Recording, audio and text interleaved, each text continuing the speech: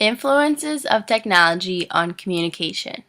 I was at work once and a lady was sharing a story about how her daughter had gone on a date with this young man, and they were at the movie, and he texted her and said, "Can I hold your hand?" and everyone's like, "Oh!" And I was like, "That is cheating." Technology. Machinery and equipment developed from scientific knowledge. Communication. The interchange of thoughts, opinions, or information by speech, writing, or signs. How do we balance technology, which is the way of the world today, with family? Do families still sit down for family dinner, or are their cell phones going off at the table interrupting the meal? Fox News says it's becoming a real important issue these days because people are always plugged in. The University of Minnesota found that traditional family meals have a positive impact on adolescent behavior. In a 2006 survey of nearly 1 million teenagers across 25 states, found positive values are more present among families that have a regular sit-down dinner with each other. Not only does communicating with cell phones influence the family life inside, it also affects family life on the road as well.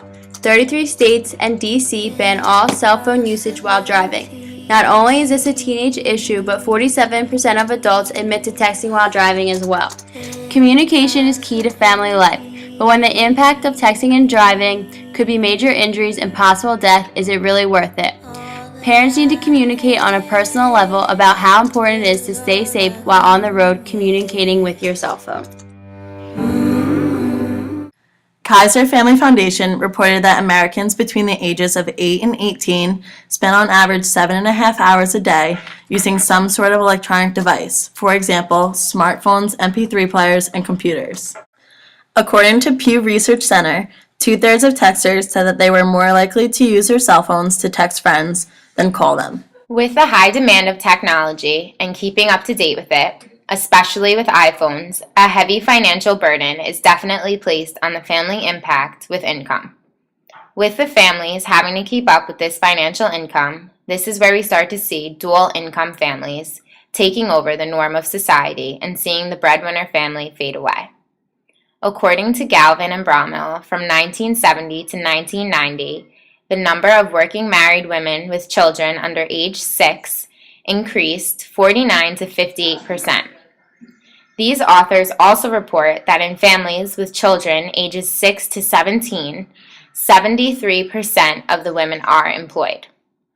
As a result of the parents spending more time at work to support their child and family technology needs, the children-parent interaction is ultimately limited, and the children then spend their after-school day with their cell phones, internet access, and favorite TV networks. It is the role of the parent or caregiver to moderate how much cell phone usage is allowed inside and outside of the home, which in turn will negatively or positively impact family communication. Family and technology are both constantly changing. Neither are going to disappear, so instead, if families monitor and control cell phone usage, technology's impact on the family's communication will not be a problem. Communication throughout a family is important and crucial to the quality. Family unity and problem solving are two main reasons why communication is important to a family. Other outcomes of communication are positive relationships within each other and for all of their relationships in life. Technology can leave a family to having no time talking and communicating in person and having that normal interaction face-to-face with people. In order to have the best of both worlds, it should be the primary caregiver's role to mediate the amount of technology used and when it needs to be put away to spend the quality family communication time. Activities that can help these families restore and strengthen their communication can be a variety of things. University of Illinois suggested a communication game within the family. The U.S. Department of Health and Human Services suggested making family dinners a priority to conversate while eating. WOM.com, an online magazine, suggested activities with your kids while talking to them, like riding a bike together, would be successful.